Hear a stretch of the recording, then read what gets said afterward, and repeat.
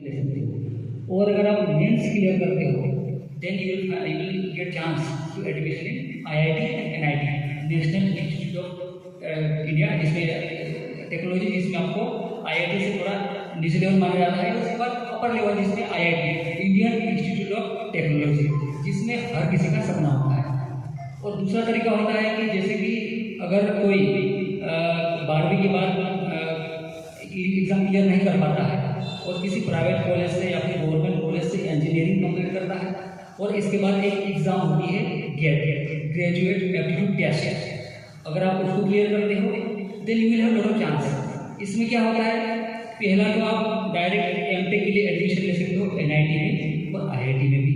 और इसके बाद जो भी गवर्नमेंट जो कंपनीज है, जैसे सेल कंपनी हो गई, इसके बाद कोल इंडिया हो गया, जितनी भी टॉप लेवल की जो कंपनी है उसमें आप जॉब कर सकते हो। तो चांस सबको मिलता है, जैसे मुझे भी मिला था, लेकिन मुझे लगा कि IIT is a better option, तो फिर आईआईटी के लिए मैंने आईआईटी में भी प्रिपेयर किया था। और इसके बाद इंजीनियरिंग कंप्लीट होने के बाद जितने भी कॉम्पिटिटिव एग्ज़ाम है, जैसे सर ने बताया कि आईएएस आईपीएस जितने भी एग्ज़ाम से आप सभी के लिए एलिजिबल हो। और सर ने जैसे बताया था कि पोस्ट कहाँ खाली हो जाती है, इसका मैंने एग्जाम्पल देखा था कि एक एग्ज़ाम होती है केआरटी एमबीए की, तो मैंने देखा कि जो हमारा कट ऑफ होता है वो अबाउट 90, जनरली जो हाई लेवल का कट ऑफ होता है 95 परसेंटाइल और हमारा कट ऑफ होता है 45 परसेंटाइल। लेकिन इमेजिन, मतलब आपको 45 परसेंटाइल अगर नंबर लाते हो तो आपको सीधा एमबीए करोगे कहाँ से, इंडिया के जो टॉप कॉलेज है जिसमें सेंट्रल गवर्नमेंट का अफिलिएशन है वहाँ से कर सकते हो। आईआईएम से, इंडियन इंस्टीट्यूट ऑफ मैनेजमेंट, इन दोनों आपने सुना ही होगा। तो वो चांस होगा, लेकिन हमें कुछ भी नहीं पता है। मैं सभी लोगों को बोलता हूँ जो आर्ट से जिन्होंने ग्रेजुएशन कर लिया है और इसके बाद यही कहते कि अभी आगे क्या करना है, लेकिन उनको ये भी नहीं पता कि अगर थोड़ी सी मेहनत कर ले जाओ और अगर क्लियर की एग्ज़ाम निकल ले जाओ तो आपको पता होना चाहिए कि जो आईआईएम का जो पैकेज है जहाँ पे प्लेसमेंट होते हैं वो आईआईटी से ही ऊपर है।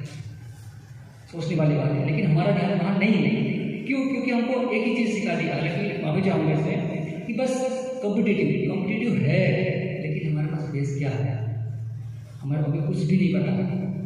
तो सबसे पहले आपको एक चीज़ का मुझे लगता है कि जो आने वाले जनरेशन से बेस पे ध्यान रखना बहुत ज़रूरी है। अगर ये नहीं हुआ तो क्या, अभी जितने भी हमारे फ्रेंड्स हैं, मैं तो ये नहीं कहूँगा कि मैं बहुत सफल, ऐसी कोई बात नहीं है, जो भी है जहाँ तक मैं पहुँचा हूँ तो मुझे लगता है कि एटलीस्ट एक लेवल तक पहुँच चुका हूँ। तो यहाँ के बाद बाकी जो हमारे साथी लोग हैं तो जिन्होंने बाकी कोर्सेज किए हैं तो इसके बाद उन्हें ये नहीं समझ में आया कि भाई करना क्या है।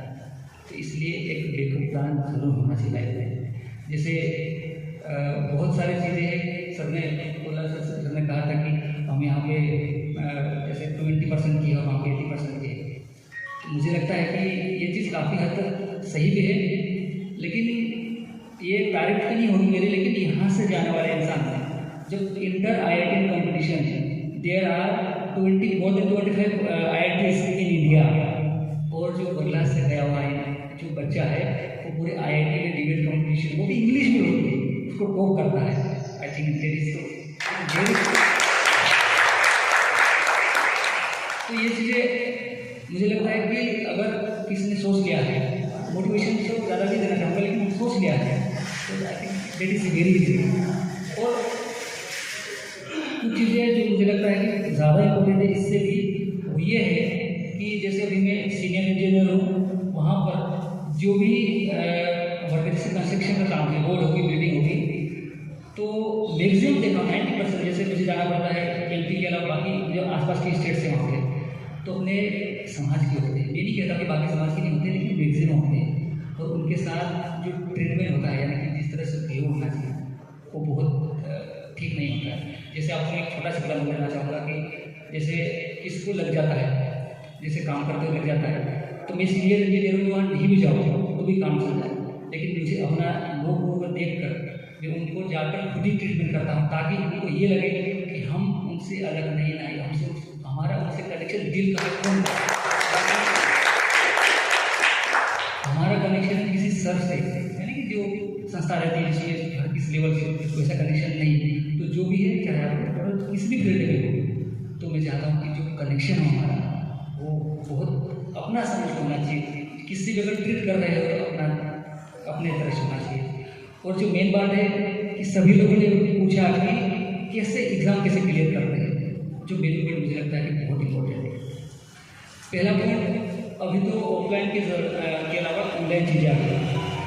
अदर क्या है हमारी, लेक्चर देखो, बस एक बार देखो, नहीं समझ में आए फिर भी समझ में आ गया फिर भी देखो, 10 बार देखो। Practice zero, old question paper देखना चाहिए वो जीरो। आपको इसमें 10 साल या 15 साल भी लगा दोगे, सक्सेस कभी नहीं मिलेगी, गारंटी नहीं। लाइफ में एक बार ध्यान रखना, अगर आपको सक्सेस होना है तो किसी भी लेक्चर को सिर्फ एक बार देखो और आपको शॉर्ट नोट्स बनाओ, पूरे फुल नोट्स नहीं बनाना है। जो आपको मेमोरी करना, आपको ध्यान रखना है, it will be important for exam, उतने ही आपको नोट्स बनाना है।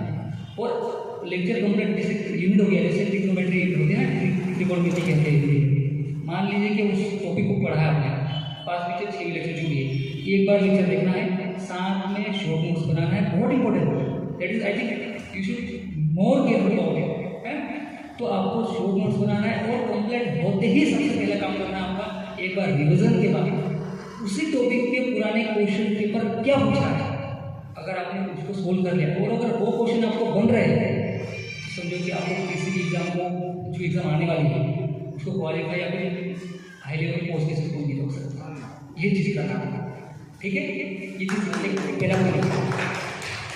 और इसके बाद बाकी जैसे पैटर्न बदलता है, क्वेश्चन कहते हैं कि बहुत डिफिकल्ट या फिर डिफरेंट आते हैं, तो इसका बेस्ट तरीका होता है जो अबाउट 25 ईयर्स आपको 25 पेपर ले लो और उसको कम से कम 4 से 5 उसको सोल्व कर दो, 5 से 5 बार, और उसको सोल्व कर लगता है कि यार ये क्या सोल्व करना है, उसी को सोल्व करो।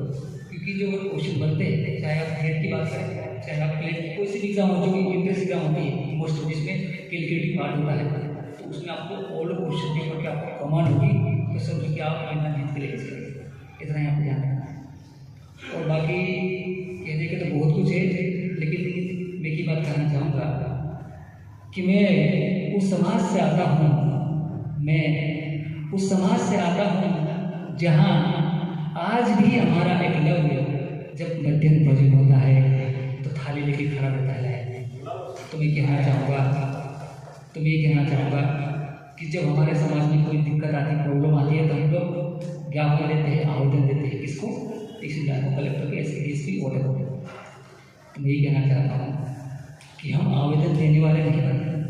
मैं चाहता हूँ कि हमारे समाज के जो भी हमारे बच्चे हैं वो आवेदन देने वाले हैं, जिसमें बाकी लोग हमें हमें रिक्वेस्ट करें कि हमारा ये काम हो। जैसे हमारे परेशानी होती है तो हम तहसीलदार को रिक्वेस्ट करते हैं, आवेदन देते हैं।